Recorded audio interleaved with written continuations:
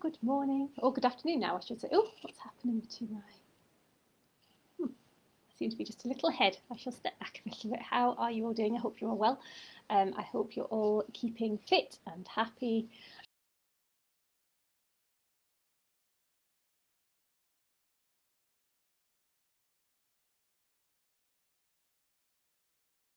I think it's fine. I think it's live. So it's Thursday. So today I want to talk to you about tracking your endometriosis symptoms, why it's important, how to do it, and why we do it, which I suppose is why it's important. So for people who have worked with me, you'll know this already, but I place a lot of importance in terms of tracking what's going on with our health, what's going on with our endometriosis, if we want to start to overcome things. And again, this works if you've got any condition, not just endometriosis, or even if you just want to connect to your body better. But the first step in all of my programs, whether that be the one-to-one programs, the group programs, is to start to track your endometriosis. Now, the reason for this is because quite often we make assumptions about our health. So we make assumptions about our triggers, we make assumptions about our symptoms and our causes. If you haven't already, check out my video on symptoms, triggers and causes. But quite often, even if we do start thinking about endo in terms of triggers, symptoms, causes, we tend to make assumptions. So we make assumptions about what we're intolerant to. So for example, most people think, oh, if I cut down on dairy, that'll improve my endo. If I cut down on gluten, if I skip gluten, that'll improve my endo. They make assumptions that it's gluten, that's dairy, that's the problem. Added to that, we make assumptions about, well, the biggest assumption we make is that we can't get any better. The biggest assumption is that endometriosis will get worse. And actually, if we start to track the endo that we're experiencing, we'll realise that a lot of these assumptions are actually completely incorrect. Why we do this is not just because it gives us positivity, it gives us that connection also to our body. So in order to start to, sorry, the dog is with me today. Stop it. She's scratching her ear, bless her. While we start, so once we got that connection with our body, we start to understand our endometriosis on a really, really deep level, on a much deeper level than if we just go day to day without really thinking about it, without really connecting. So by connecting with our bodies, I mean that we start to really see what the symptoms are telling us, because remember, pain is a message, symptoms are a message from our body that something isn't right. The more we ignore those symptoms, the more we ignore them when, my phrase, listen to your body whispering so you don't need to hear it shout, the more you ignore your body, the worse those symptoms get. So even by connecting to your body, understanding the triggers, getting to know the triggers, getting to know the symptoms, you are starting that healing process. You will start to see little progress as well, little things starting to change. So for example, if you start tracking even the simplest of things, if you start tracking your cycle, you'll start to know when you ovulate. Again, there is an assumption that ovulation happens on day 14 of your cycle, if you're on a 28-day cycle, or bang in the middle, whatever day cycle you're on. When you start to track your periods, when you start to track your menstrual cycle, you'll realise that actually you might ovulate about a third of the way through your cycle, or 2/3 of the way through your cycle. So all of this time, especially if you've been trying to conceive with endometriosis, you've been planning things wrong. The symptoms that you've been experiencing are actually ovulation symptoms a week after your period starts. But you don't know unless you track. So tracking things gives you an insight into your illness, because everybody and everybody is different. You'll hear me say that a lot as well. So tracking gives you a fantastic insight in terms of what's going on. Again, in terms of food intolerance, a lot of the time people come to me saying, I can't eat gluten. I'm the same as everybody else. Gluten and dairy set me off. I've tried the endo diet, but it doesn't seem to work. And then when they start tracking food, they'll realise that actually it's not. It's mushrooms, or it's onions, or what did I have somebody the other day test intolerant to? Sesame seeds. And they'd been having sort of sesame seeds on bread, when they'd been having bread. So it wasn't actually the gluten in the bread, it was the sesame seeds that were on top of the bread that were causing the problem. There was an assumption there, because they read that gluten is bad for endometriosis, so there was an assumption there that was what was going on with them. But actually, through tracking things, they realised that actually it wasn't what they assumed. So by tracking, you get rid of the assumptions, you strengthen that connection to your body, and you start to really understand your endometriosis. Through tracking your sleep, you can also really get an insight into what's going on with your emotions. You can start to see maybe why you're so tired. So again, there can be an assumption that sleep is impacted by the pain, which it can be. But actually, if you start to track things, you'll see the impact that stress has on your sleep. And then you'll start to see, and again, this isn't necessarily, this is an example because everybody is different, but you'll start to see that actually stress is impacted, sleep is impacted by stress. So you start to reduce your anxiety levels, or you start to reduce your stress. If you exercise on and off, you'll start to see the days where you exercise, you'll start to see patterns in your symptoms. Things like that you really didn't start to think about before start making sense, and you start to see patterns. And that's the first key stage to overcoming endometriosis. It's all hinging on this understanding of what's going on with your body. And in order to understand what's going on with your body, you need to connect and you need to track to see patterns and things sort of coming out as you're tracking. Like I say, that is the first step to healing. And that's why I do it with all of my clients. That's the big why. The big why about tracking your symptoms is so that you can understand your endometriosis like never before. Once you can understand your endometriosis, because it's a very complex condition, once you understand your endometriosis, then you can start to overcome it. You can start to heal, and you can start to overcome your symptoms, reduce your endo, and live without the constraints of endometriosis. How do you do it, and when do you do it? When you're working with me, I send through a symptom tracker, which it's quite scary at first because there's a lot of things. The first thing to do is to identify what's going on. So you identify everything that's happening within your body. So the obvious stuff, so the bloating, the fatigue, the skin issues, the pain. You track a list of all of them, or tick a list, or whatever you want to do, write a list of all of them.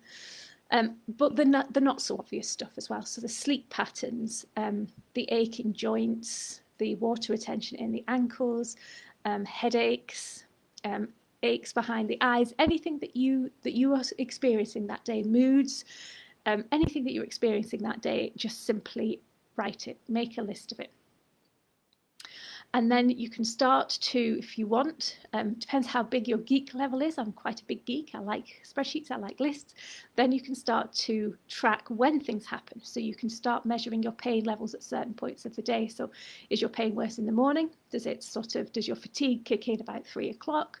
You can start monitoring things like that. So again, you can see patterns during the day.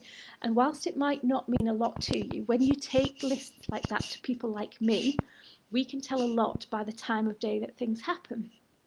So just as a basic example, in terms of the Chinese clock links specific meridians, specific organs to specific times of the day. So if your specific time of the day where you start to get fatigued is linked to your stomach, we can start looking at the stomach energy and see what's going on there. So whilst things might not seem significant to you when you take them to a therapist, when the time is ready for you to help, to seek help with your endo, when you take lists like this to a therapist, certain things become immediately obvious. We can also start getting to the bottom of what is a symptom, what is a trigger, what is a cause. So, for example, I often talk about stress as an example. Stress is a cause of endometriosis. It is a trigger for endometriosis, and it's also a symptom of endometriosis. That's not to say that it is a cause, a trigger, and a symptom for everybody. If you struggle with stress, if you start to notice that you're getting stressed, then if you're tracking everything else, you can start to see what comes first, whether it's chicken or egg, whether it's a trigger or a symptom. For some people, it is just a symptom. The pain causes stress. The fact that they may have to cancel stuff, miss meetings at work, it's a symptom. Some people don't get stressed with endometriosis. They get frustrated, they get anxious, but they don't get stressed. And there's subtle differences, not necessarily maybe between stress and anxiety. The differences are very subtle there, but there are differences between the different emotions as well. So some people won't even stress won't even be an issue, but it could be a trigger. So we can check if they're going through a stressful period at work and they feel their stomach bloating. They might put it down to the fact that they've eaten pizza for lunch. Oh, pizza for lunch. They might put it down to the fact they've eaten pizza for lunch, but actually it's stress. So the stress is the trigger. That could cause a food intolerance. That could cause an IBS type flare up. So you may also be getting the food intolerance as well, but the food intolerance becomes a symptom, if that makes sense. So it's cause and effect. But you start to understand that the more you journal, the more you list, the more you track what's going on with your body. The more you track, the bigger the list you get, the more information you have, the more connected you are to your endometriosis, and the easier it is then to overcome what's going on. Especially if you come to see somebody like me, who can really sort of dig down quite quickly into what's going on. Same with your, like I say, about your menstrual cycles, exactly the same principle applies. So we can start to track your hormonal changes. We can start to see differences in your mood, differences in your digestion, differences in your sleep pattern, in your energy levels, based, or not based on, but in conjunction with your menstrual cycles as well. So we can start to see if the menstrual cycle, if your hormonal cycle has anything to do with your endometriosis, because again, it doesn't with everybody. We often say that endometriosis is a hormonal illness, but it isn't actually with everybody. Some people, the hormones massively impact, some people it doesn't. We do know that estrogen can feed endometriosis, but again, it doesn't necessarily happen with everybody. So the more we understand your menstrual cycle, the more we understand your endometriosis. So I hope that helps. If you are thinking about working with somebody to get to the bottom of your endometriosis, then I always think I find it's better to track your endo in a way that's easily shared. So some people like writing things down, which is really good. You'll have heard me talking about the RAS at the back of your mind and the back of your brain. So writing things down really does make a massive difference when it comes to lists and achieving things. So some people like to write things down. Some people like to put them in spreadsheets. The thing I'd say is the more information you collate, the easier it is. The easier for the therapist is if you do it somewhere like a Google Drive that you can really, really simply share it. But even just writing it in a journal and taking a photo of it and keeping the photos online somewhere in your computer, that really helps to see trends, because the act of connecting to your body to track your symptoms is a form of healing. It's the starting of the healing process. It's the starting of that loving connection with your body. Sharing that and looking at patterns is the second stage. It's the same as any project, to be really cold about it. But if you're starting a project at work, you're thinking about your performance. It's all well and good tracking the number of t-shirts you've sold, or tracking the number of customers that came into your shop on a certain day. But actually, if you don't use that information to understand trends and to take your business or your project forward, then that information is useless. So track your body. I'm not saying it's useless. Like I've said, it's the start of healing. But if you're just tracking it, you're only seeing half the picture. You're only getting half the benefit. The other half of the benefit is the analysis of it. And I'll talk about a little bit more in a future episode about how to evaluate what's going on and how to spot trends in the symptoms, triggers and causes that you're seeing when you're tracking. I hope that helps. If there are any questions, I know a few of you have watched, so thank you very much for watching. I'm just checking to see if there are any questions. I don't think there are. Facebook has changed this again. Well, to be fair, it might not be Facebook. I'm now on Google Chrome, which I wasn't on before. So it all looks a little bit different. So if there are any questions, apologies, I'll check when. If you have any questions or comments, then do pop them below. If you're watching on replay, give me a hashtag replay as well, or tag me in it, and then I will come back on and answer questions. Okay, guys, I hope you're well. Have lovely weekends, whatever you're up to. I hope the weather where you are is better than it is here in eternally raining Lancashire. Any questions about endo? If you'd like to have a chat with me about your individual circumstances, about your individual health, then you can do so. I am always offering my free consultation, for want of a better phrase, where we can chat about your symptoms and I can advise you on my programs and see how I can help you. I've got space for a 6-week 6-week one-to-one client before Christmas, but that's all that I'm taking on now for the rest of this year because my diary is full otherwise.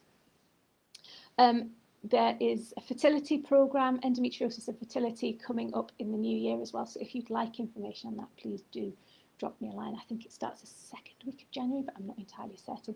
But I'm going to be sending the details out to my email list and pop it on. I'll pop it in this group as well if you are interested. All right, take care, everybody. Stay safe, stay well, and I shall see you all soon. Bye.